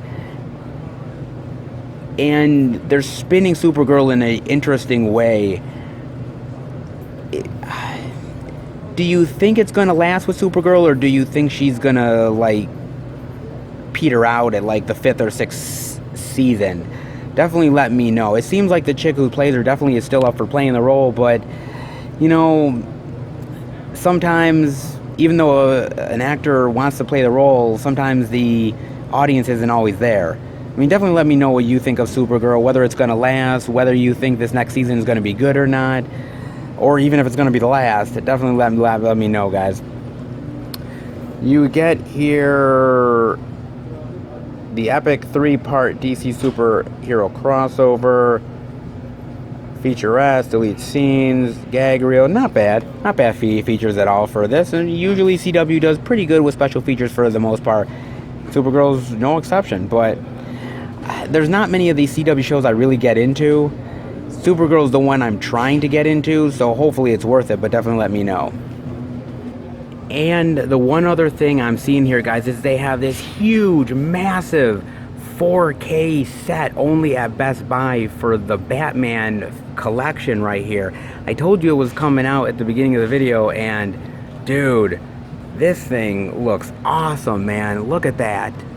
Yo, that is really cool, dude. Look at that, man. That is awesome. Wow, man. That is really massive. Yo, let me turn this sucker around, man. Yo. Look at that. Look at everything you get here, man. That is really cool. Wow, man. Dude, that is awesome. Look at that. Oh, boy. Dude, anybody who gets this, I would be jealous as shit, man. I'm not a fan of all of the movies. I have to admit, I really love Batman. I think Batman's classic. Batman Returns is very underrated. I really love it quite a bit. Batman Forever I saw in the drive-in with my mother and father, and dude, that was a great time. It's not a great movie. I sort of look back on it. It's not a great movie, but it's sort of the nostalgia factor, which I really I like it just for that alone. And I think Jim Carrey's awesome in the role of the Riddler. Batman and Robin, well, the less said about Batman and Robin, the better, dude. Batman and Robin is a real dumpster fire. And Joel Schumacher has apologized many times for it, as he should. It's really rough, dude. And that basically killed the Batman franchise for quite a while until they had the actual Christian Bale stuff. But, oh, dude, that is awesome, man. Look at that. That is really cool. Dude, I was really happy that we got to see this, because I didn't know whether we were going to see it or not, but seeing it in person is gorgeous, dude. And look at that. The packaging and everything looks really awesome. Oh, man, dude. I wouldn't pick it up for me, because I would really only be in it for Batman and Robin, but if you guys love all 4 of these movies, and if you're a lover of Batman, dude, this thing is fucking gorgeous and phenomenal, dude. This thing is really fantastic, dude. Honestly, oh man, and it's for $89.99, which is not bad, to be honest with you. You get this really great set here, great packaging, and if you love the movie that comes with the special features, commentary, everything, that's not bad at all, man. Honestly, this thing is a beast, dude. Oh, dude, that is absolutely awesome, man. Ah. Dude, I am in love with this set, dude. I am in love with this set so much, man. Just the packaging alone. Hopefully, at some point it goes down in price, and I may just pick it up just for the fact of like having it on the shelf and just showing it off. But oh, dude, yo, man, if you are a fan of Batman, and I know a lot of you are, if you haven't picked up the 4Ks yet, this is what you guys want, honestly. Whew. Beautiful, dude. Absolutely perfecto, man. Best Buy always does a good job, and this is no exception. Damn. Very nice. Alright, guys, this is some really great stuff so far. Let's see what else they got. Alright, guys, we are over on the other side of the new releases with the Disney 4K Steelbooks. I knew Best Buy would get these in eventually. It had to do something with shipping or the manufacturing of the Steelbooks or the discs or something, but yes, they finally all have them in, guys. And I'm seeing here they have the 4K Blu-ray digital Steelbook of Finding Nemo right there. Oh, that's a really nice Steelbook, man. I like that one a lot. I like how the fish are so terrified. Oh, that's great. Oh, man. That's what it looks like on the inside of it. Oh, that's great Steelbook, man. That's an awesome Steelbook. I got Finding Dory right here. That's not bad. Not bad at all. On the inside there. Very cool. Got that.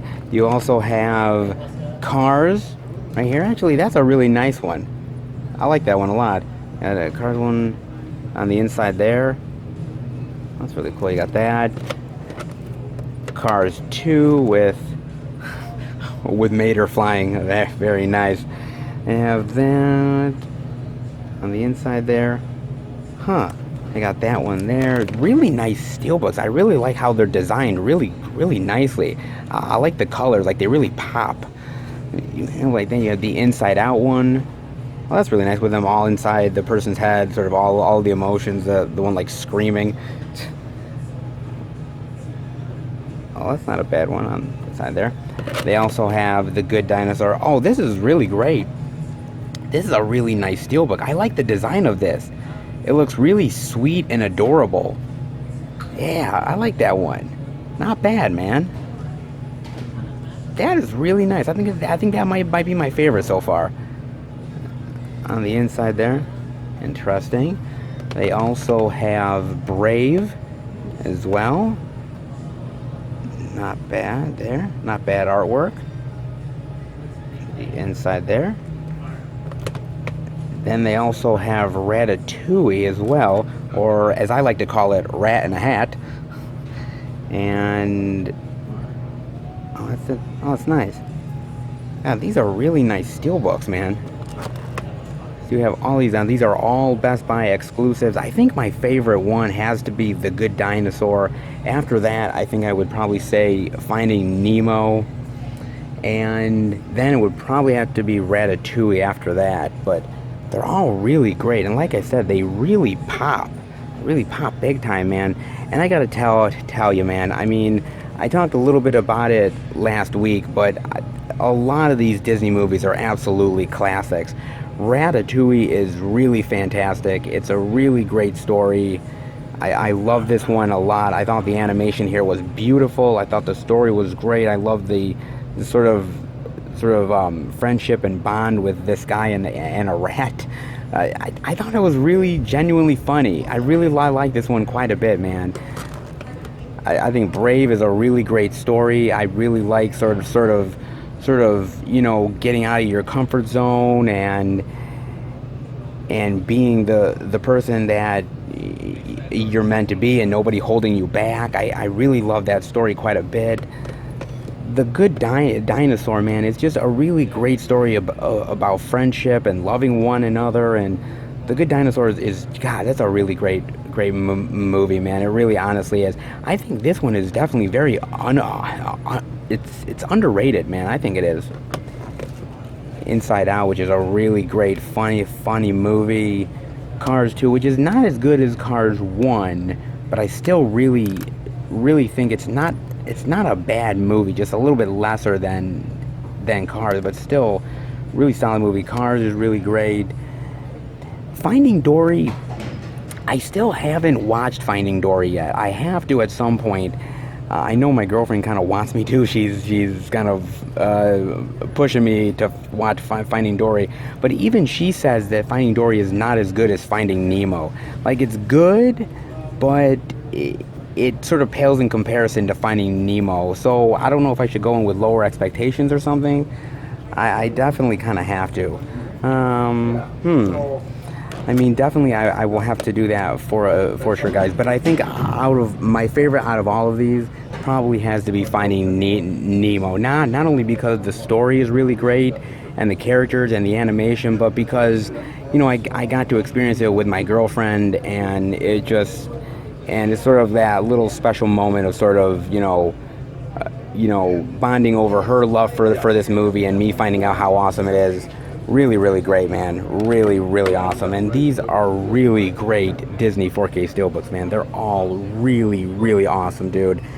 God, these are really, really gorgeous, man. And then also down here I'm seeing they have the 20th anniversary Steelbook of Galaxy Quest for $19.99. Oh, man. Dude. God, it's been so long since I've seen Galaxy Quest. I remember how awesome this movie was. I don't know even when I first watched it. I might have watched it on Cinemax or something. I watched it back in the day, and I just fell in love with it. It was like, it was sci-fi, it was comedy, it was these weird looking creatures, and I fell in love with the movie, man. And at that time I had seen Home Improvement. I knew about Tim Allen. And he was so funny in this. Sigourney Weaver is funny as hell. Alan Rickman, rest in peace. He was hilarious in this film, dude. This is a great, funny ass movie, man. I really love everything about it. The sci-fi, the action. I thought it opened my mind to an imagination, and this was before I really ever got into Star Trek. And once I sort of got into Star Trek, that's when I sort of realized how much it was spoofing it, and how even more funny it was. Like, dude, I can't say enough high things about Galaxy Quest. It is so awesome, from the acting to the special effects to the story. Oh man, this is a pure perfection between sci-fi and comedy, and it works so well, man. If you have not watched Galaxy Quest, definitely do it, guys. I don't think you would be disappointed at all. Just the sci-fi aspects alone is really cool, but then the comedy is just, it's aces. So awesome, man, really is. And this is a really great Steelbook, man. Really like the Steelbook quite a bit. You get here a bunch of new featurettes. These things are not bad special features here, and actually really cool Steelbook, man. Honestly, I knew the Steelbook was coming out, but I didn't know if Best Buy was going to carry it or not. That's really awesome, man. And for $19.99, that's not a bad price, man. Then the other thing over here I'm seeing is they have the Blu-ray of Country Music, a film by Ken Burns, for $64.99. Like I said, it looks like a really cool sort of documentary. I've seen a few good documentaries in the past about the music scene. Not really country music, but more like stuff from California and stuff like that, which is really cool and very fascinating. I've seen documentaries on the Beatles and Elvis and stuff like that, so I am into that stuff. But again, for somebody who is not into country music, is it worth it to look into it? Would I appreciate it by watching the documentary? I mean, definitely let me know, guys. That's interesting. And then I almost actually forgot to say that all of these Disney 4K Steelbooks, they're all $34.99. And they all come with a bunch of featurettes, whether it's commentaries or it comes with a bunch of like different type of featurettes, short films, deleted scenes, all that jazz. It comes with all of this stuff, man. But this is so worth it, dude. These 4K Steelbooks are really amazing, man. I knew Best Buy would get them in eventually, and I'm so glad they did, because, dude, these are awesome. Any Disney lover, guys, if you're a fan of Disney, you might have to pick at least something up here because these are beautiful and they came out gorgeous, man. Ah, so awesome. Really good. All right, let's see what else Best Buy's got. All right, guys, we're over in this section of Best Buy over here, and the first thing I'm seeing is they have the complete 10th season of Modern Family for $14.99. And I am curious because what do you think of comedy TV nowadays compared to back in the day? I don't think it's as good, man. I don't. I mean, there's shows like The Office that really give me hope, and there's a few really great comedy shows out there, but I don't know. Maybe it's nostalgia, but I go back to shows like Roseanne or Night Court or Family Matters, The Fresh Prince of Bel-Air. I mean, I could keep on naming a ton of them, but I look at those shows, and for some reason, it just felt better back in the day. Like those shows are better. I found them more funny. I don't know whether it was me as a kid back in the day or whether it was a comedy that I liked, and I've sort of grown out of it. I don't know if I go back and watch those shows and I would still like them or not. I mean, I've gone back and seen shows of Roseanne and I still find them really funny and humorous. The same with Night Court and everything. Do you think Modern Family will be one of those shows that you could go back to years later and still find it funny? I mean, definitely let me know, guys. I just feel like TV comedy is, for some reason, it was better back in the day, and who knows why, man. Again, maybe it's rose-colored glasses, but that's just my opinion. I mean, definitely let me know, guys, but you get here all 22 episodes and a gag reel. That's all you're really getting, so you're not getting a lot of special features. But for $14.99, I'm not sure you really need all of those special features, though. Still not bad, especially if you like Modern Family, then it's probably a good buy. Then they do have all of the regular 4K Disney releases that came out, guys. They do have Finding Nemo here for $29.99. They have that. They have Finding Dory. They have Ratatouille as well. Cars 2, Brave, The Good Dinosaur, and Inside Out, all for $29.99. So if you did not want to pay the Steelbook price, they also have these as well. Not bad. I still like those Steelbooks, man. Those Steelbook books are gorgeous. But if you're still into 4K and don't want to pay the extra money, they still have those releases here as well. Not bad. Other than that, that's all I'm really seeing over here, guys. But a lot of releases this week. More than I thought so. All right, let's head out.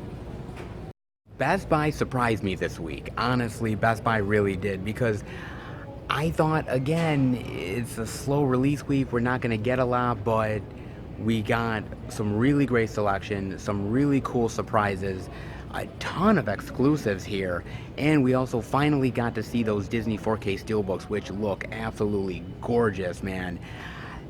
Much more this week than I thought we were going to get. In fact, that seems to be the theme this week, where I thought we were going to get not a lot to show off, and we got way more than I bargained for. But trust me, I'm a happy man. Anytime we see a lot of physical media, I am very, very happy indeed, guys. I hope you are too. The Beast definitely delivered, like always.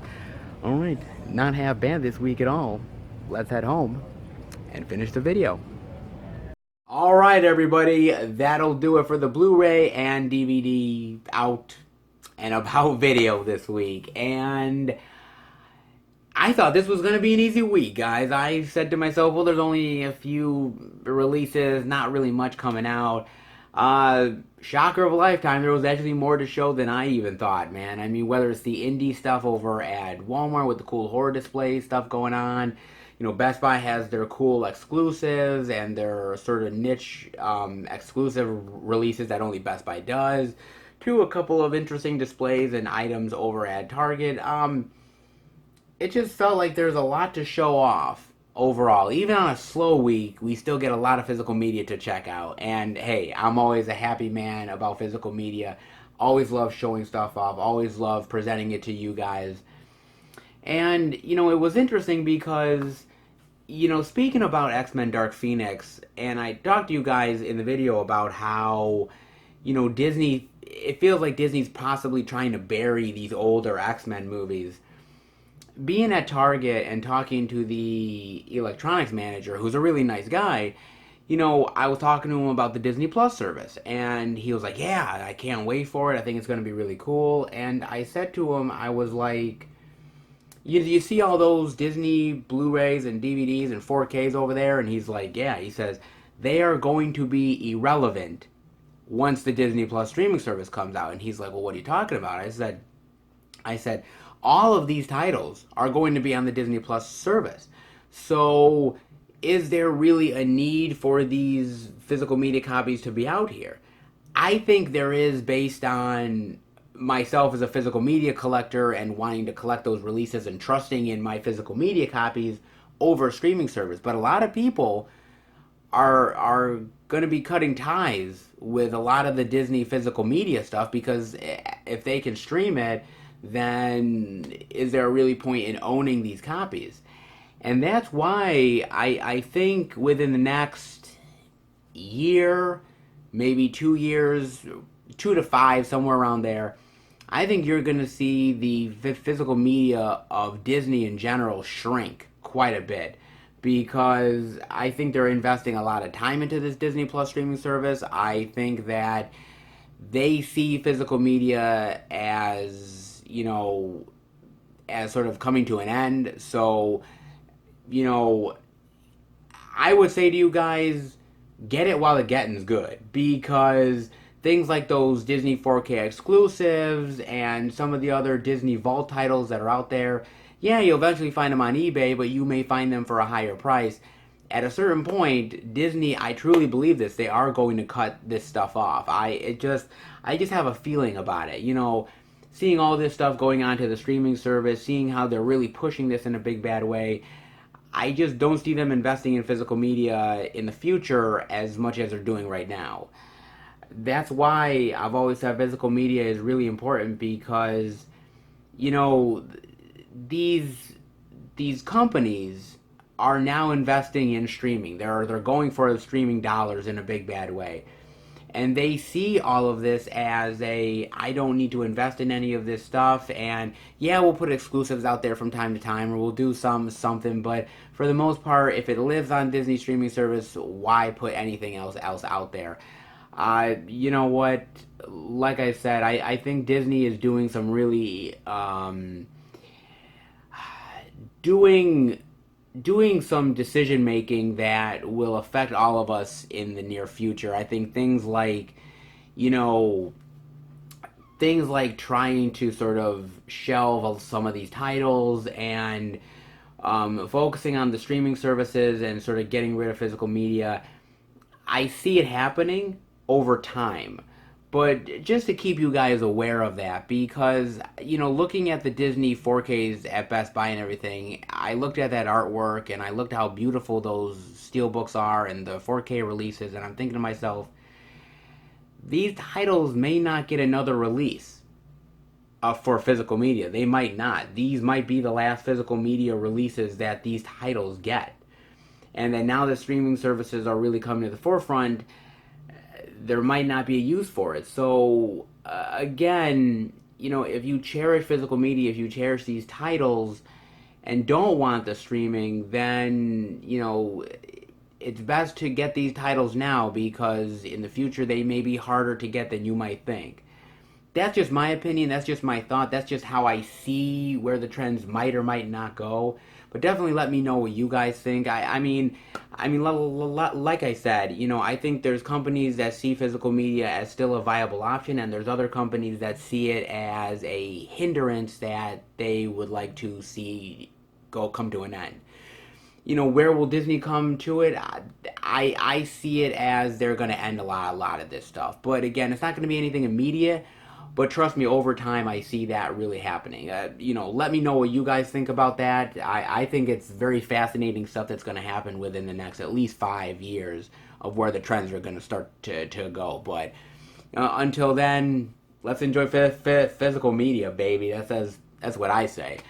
But again, I mean, not a lot got released this week, but enough really cool little independent and niche titles and everything that there is something for everybody out there. Definitely let me know what you guys picked up. I am dying to know. As far as I'm concerned, well, I got a couple of releases from Amazon Prime right here. Actually, two 4K upgrades.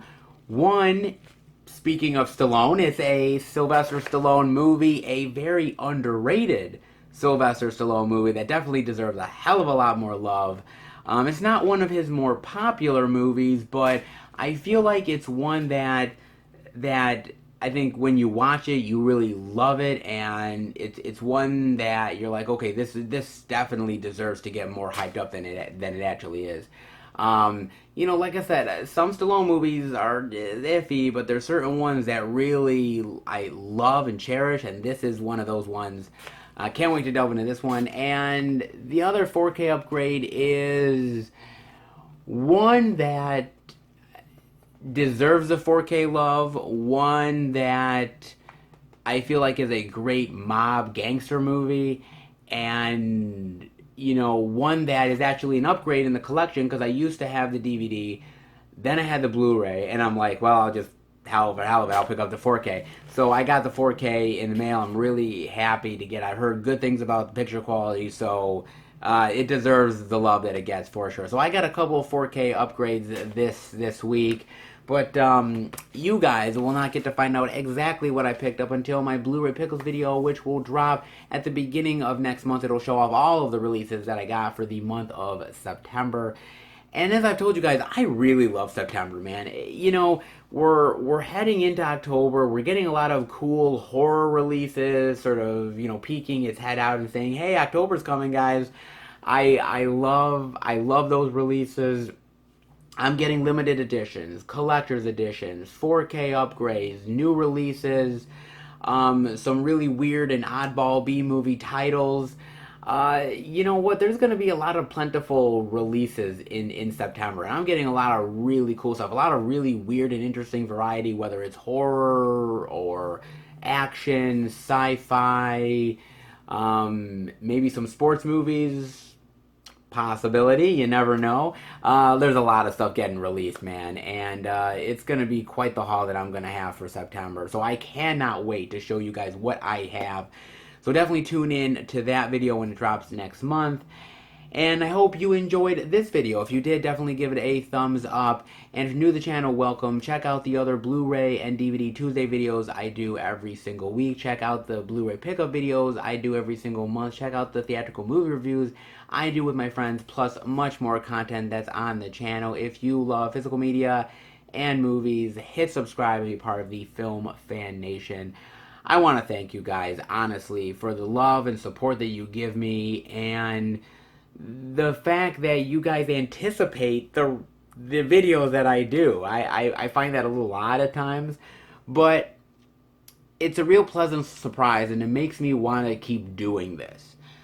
Because there are certain moments that I wake up in the morning and I'm like, oh man, I've barely gotten any sleep, and I've got to plan this out and do this and do that. And there's moments where you feel like, is it worth it? Should I continue it? And I think having your guys' support helps, because, I look at the comments and I really see the passion in your guys' comments, which gives me passion.